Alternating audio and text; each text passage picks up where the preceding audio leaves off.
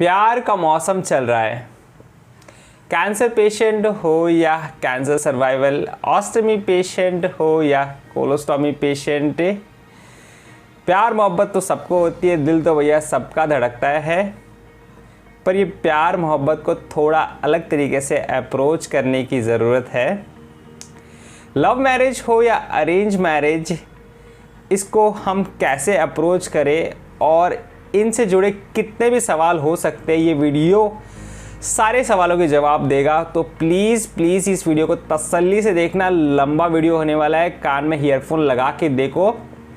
और मैं गारंटी बोल रहा हूँ एंड तक आपके सारे सवाल क्लियर हो जाएंगे। तो प्लीज़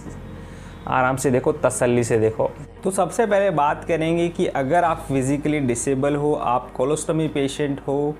या आपका कोई ऐसी सर्जरी हो गई है जिसकी वजह से आपको डिसेबिलिटी आ गई, या तो आपका कोई एक्सीडेंट हो गया है, ऐसा मतलब कोई भी एक डिसेबिलिटी समझो, तो क्या आपको प्यार मोहब्बत के बारे में किस हद तक सोचना चाहिए और कैसे सोचना चाहिए। तो मैं तो आपको यही बोलूँगा कि अगर आप अब भी ये सब चीज़ आपके साथ हुई है और अब भी आप अपना आप को बीमार या मरीज़ तक समझ रहे हो और आपका ऐसा ट्रीटमेंट कुछ चल रहा है जहाँ आपका सब चीज़ फ्रेश है, तो बिल्कुल भी ये सब चीज़ के बारे में नहीं सोचना चाहिए। आपको बिल्कुल नहीं सोचना चाहिए जब तक आप अपनी बॉडी को फिर से नॉर्मल हद तक नहीं लेकर चले जाते हो। प्यार मोहब्बत डेटिंग ये सारी चीज़ों को दिमाग से बिल्कुल निकाल दो। ये सारी चीज़ें तब अच्छी लगती है जब आप बहुत हद तक कुछ रिस्पॉन्सिबल इंसान बन जाओ, कुछ हद तक अपना नॉर्मल हद तक काम करते हो और सब चीज़ करते हो,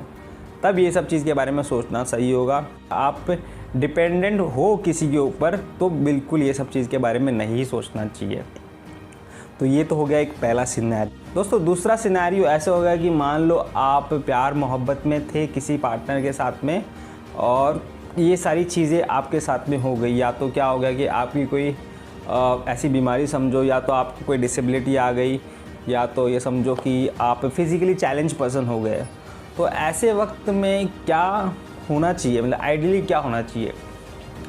दोस्तों मैं तो आपको यही रेकमेंड करूँगा कि अगर आप लोगों के बीच में कुछ भी अगर रिलेशनशिप ऐसा था जहाँ पे थोड़े बहुत कमिटमेंट्स हुए थे, तो यार एक दूसरे के साथ खड़ा रहना बहुत ही इम्पॉर्टेंट है। मॉरल कॉन्फिडेंस भी एक इंसान से इसमें बढ़ता है और इसका कैरेक्टर भी दिखाता है कि कोई किसके साथ कब तक निभा रहा है। तो दोस्तों बहुत हद तक ऐसा देखा गया है कि हम लोग ये सोचते हैं कि यार शादी से पहले ये सब चीज़ हुई है तो शायद से हम मूव ऑन कर लेते हैं अच्छे से, क्योंकि अभी तक हमारे पास एक ऑप्शन है, अभी तक हमारी शादी नहीं हुई। तो दोस्तों मेरे हिसाब से ये बिल्कुल सही नहीं है, क्योंकि यार शादी का टैग लगना क्या इतना ज़रूरी है कि आप शादी के बाद में तो कुछ मतलब हद ही पार कर दो, आपको मतलब साथ निभाना ही है। पर अब शादी से पहले आपके साथ में अगर कुछ भी मतलब आपने थोड़े बहुत कमिटमेंट्स किए थे, और मतलब थोड़े बहुत क्या मतलब आपने एक अच्छे लेवल की एक प्यार मोहब्बत निभाई थी और कुछ मुसीबत की वजह से आप फिर से मतलब मूव ऑन होने की सोच रहे हो, या तो आपने किसी को निगलेक्ट कर दिया है, तो मेरे हिसाब से वो सही कैरेक्टर नहीं होता मतलब किसी को। क्योंकि यार क्या शादी का टैग ही ज़रूरी है? मतलब अगर कोई शब्दों का और कोई कमिटमेंट का कोई वैल्यू नहीं है, क्या वो शादी के बाद में ही सब चीज़ लागू होता है? मेरे हिसाब से नहीं है, क्योंकि मॉरल इंसान का कैरेक्टर होता है। अगर किसी ने अगर कुछ भी कमिटमेंट्स किए हैं लाइफ में तो उसको निभाने चाहिए, उसके शादी हो या नहीं हो। डिपेंड करता है कि आपका एक दूसरे के साथ में पार्टनर क्या चाहता है। अगर पार्टनर आपका चाहता है कि आपको मूव ऑन कर जाना चाहिए, आपको अपने बारे में सोचना चाहिए, तो अलग बात है। पर अगर आपकी ऐसी सिचुएशन है जहाँ पे एक दूसरे को आपके पार्टनर को आपकी ज़रूरत है और वो आपको छोड़ना नहीं चाहता, पर आप थोड़ा सा सेल्फिश हो के आपको ऐसा लगता है कि नहीं यार मुझे अपना फ्यूचर के बारे में सोचना चाहिए, और ऐसे वक्त में आप किसी को छोड़ देते हो, तो सच में एक आप अपना मतलब सेल्फिश, ये समझ लो कि आप अपना सेल्फिश कैरेक्टर अपने सामने दिखा रहे हो। क्योंकि नो डाउट सोसाइटी इसको आपके पक्ष में ही दिखाएगी कि हाँ आपने सही किया, पर मेरे हिसाब से ये सही नहीं है। क्योंकि एक मॉरल कैरेक्टर नाम की कोई चीज़ होती है। जब आपने कोई किसी के साथ में कमिटमेंट किया होता है तो आप सोसाइटी को साथ में नहीं लेके चलते, आपने अपने भरोसे पे कुछ कमिटमेंट किए होते हैं तो उसको निभाना चाहिए।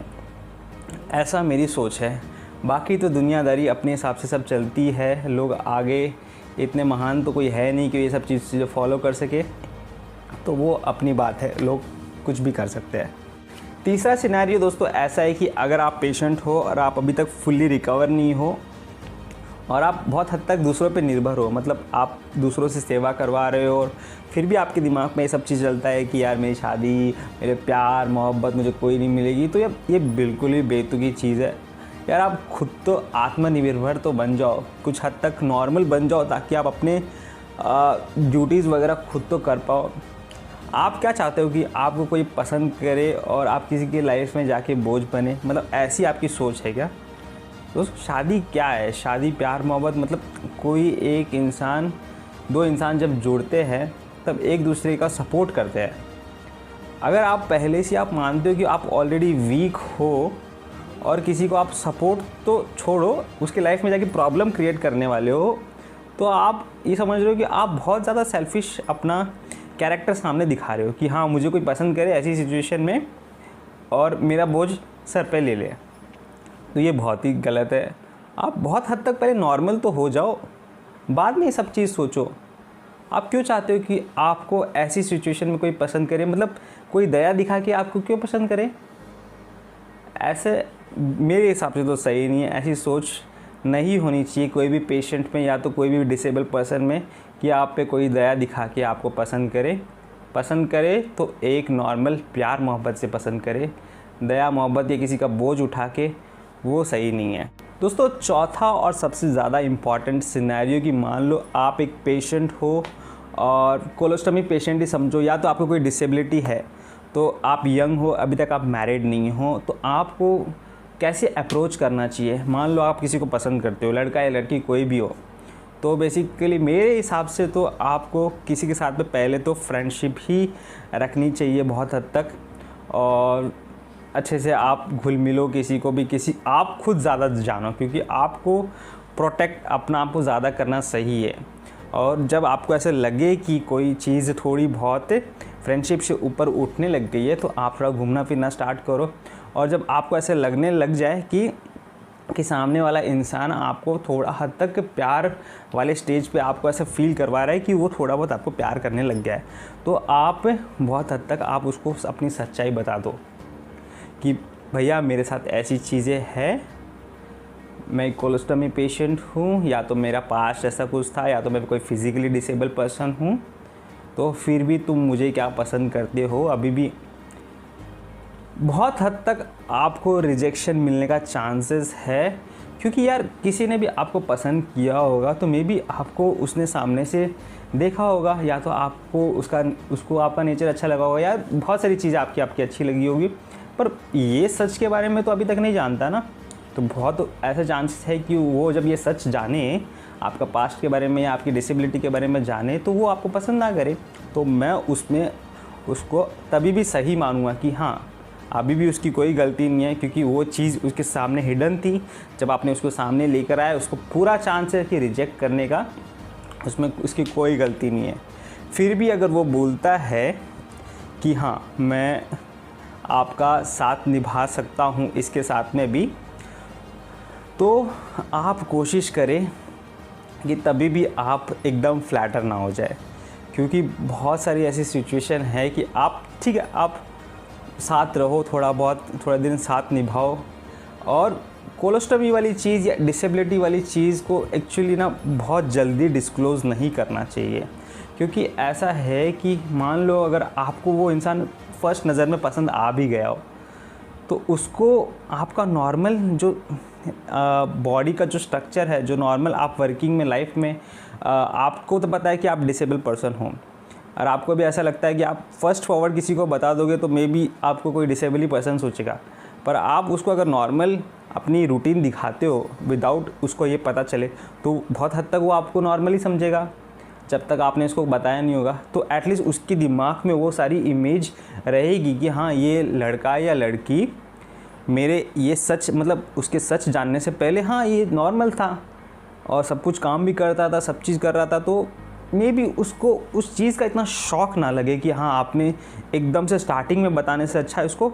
अपनी नॉर्मल लाइफ उसको देखने दो। कि हाँ ये सब कुछ करता है या करती है, इतना सब कुछ होने के बावजूद भी, तो एटलीस्ट उसको वो इंसान ज़्यादा कॉन्फिडेंट फील कर पाएगा। उसके बावजूद भी आपको एकदम फ्लैटर्ड नहीं होना है, आपको अपने इमोशंस को बहुत कंट्रोल करके रखना है, क्योंकि दोस्तों चांसेस ये है ज़्यादा कि आपको ज़्यादा रिजेक्शन मिलने का चांसेस ज़्यादा है, क्योंकि कुछ हद तक आप वीक हो,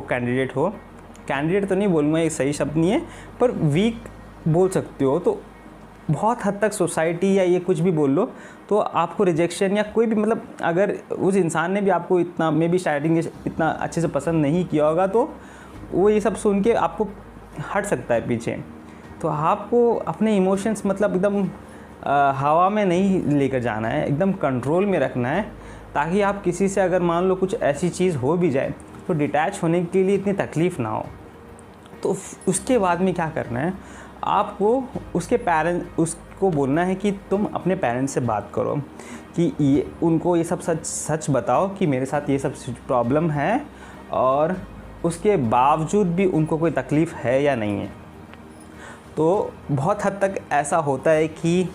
कोई भी आपको स्टार्टिंग में आपको पसंद करता हो मान लो, तो वो ऐसा बोल सकता है कि हाँ कोई तकलीफ़ नहीं होगी, मैं मना लूँगा, कुछ भी कर लूँगा,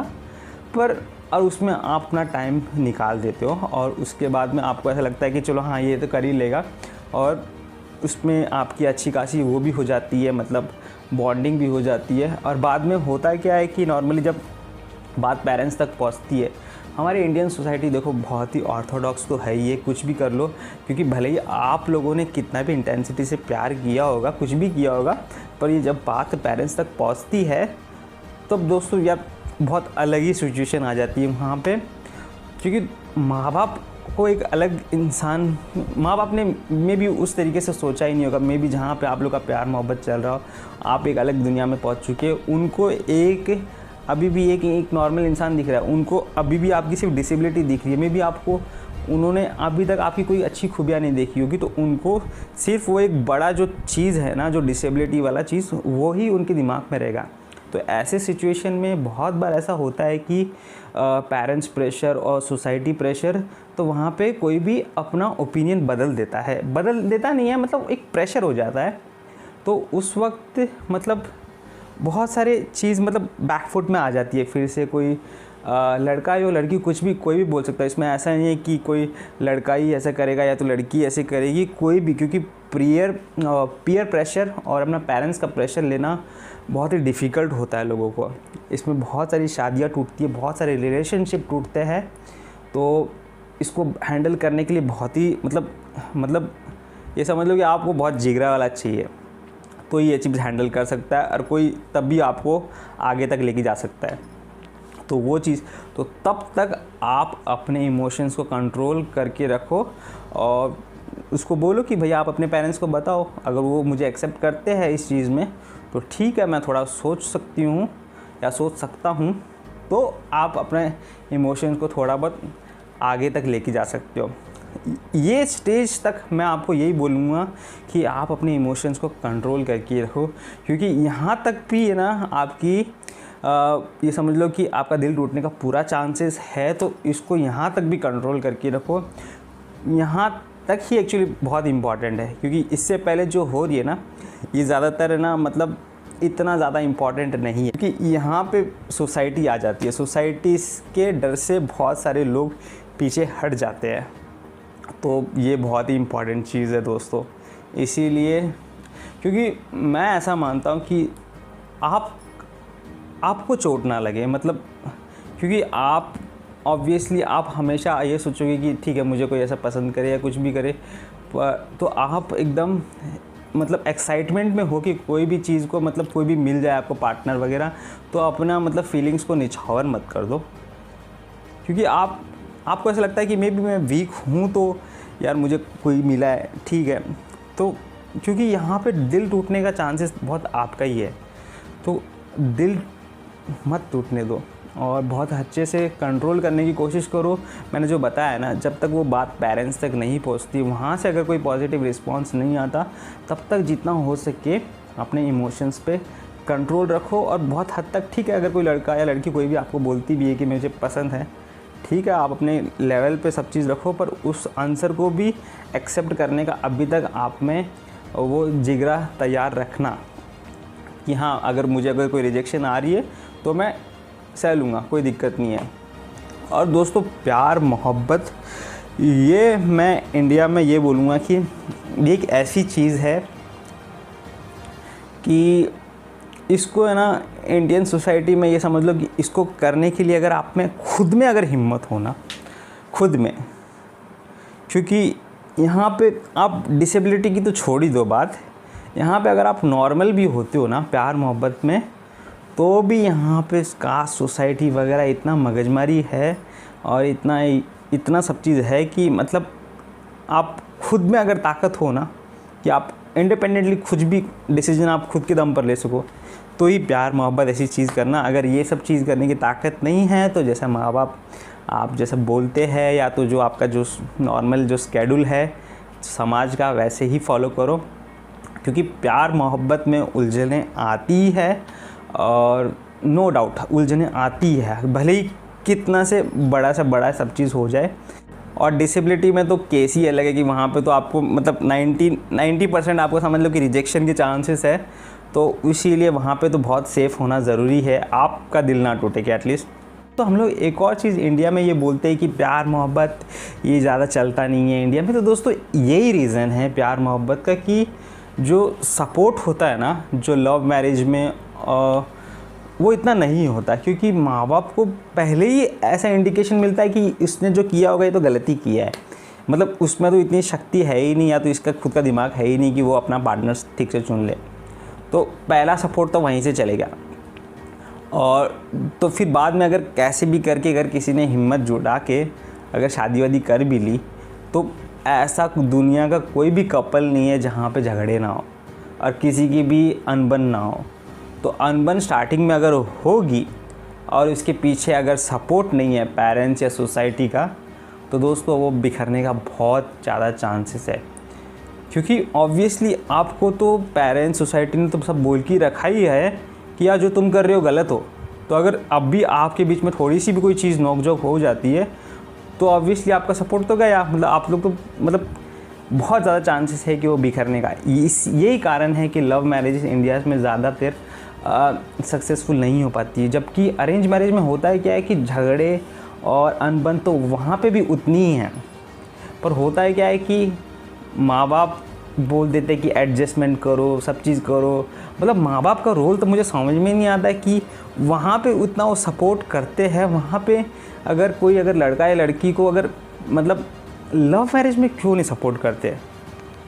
अगर वो इतना ही सपोर्ट अगर इसमें दिखाएंगे, तो मैं गारंटी के साथ में बोल रहा हूँ कि कोई लव मैरिज इस तरह से नहीं टूटेगी, क्योंकि टूटने का यही कारण है क्योंकि उसके पीछे सपोर्ट नहीं होता। और माँ बाप को जब ऐसा पता चलता है कि ये लोग के बीच में झगड़े स्टार्ट हो गए, तो वो तो अपनी तलवार लेके पहले से ही खड़े रहते हैं कि हाँ, हमने तो बोला ही था ये ऐसा है वैसा है, और तुम चले गए तो तुम तो अपनी भुगतो। फिर ऑब्वियसली अगर कोई लड़की है तो ऑब्वियसली डिप्रेशन में चली जाएगी, या तो वीक फील करेगी, या लड़का है तो फिर उसको फिर ये लगेगा यार डिसीजन तो गलत हो गया, वो लोग ने सही बोला था। जबकि लव मैरिज में अरेंज मैरिज में ऐसा नहीं होता है, वहाँ पे इससे ज़्यादा भयंकर तरीके से होते हैं। पर कहाँ तक उसको सॉर्ट आउट करने के मतलब खानदान तक बात चली जाती है उसको सॉर्ट आउट करने के लिए, तो इसीलिए वो ठीक ठाक रह पाते हैं। पर आज की डेट में तो फ़िलहाल उसमें भी प्रॉब्लम आने लग गई है। अगर अभी तक आप इस वीडियो को देख रहे तो मैं गारंटी के साथ बोल सकता हूँ कि आपके जितने सवाल थे वो कहीं ना कहीं क्लियर हो चुके हैं। आपको क्या करना है ज़िंदगी में,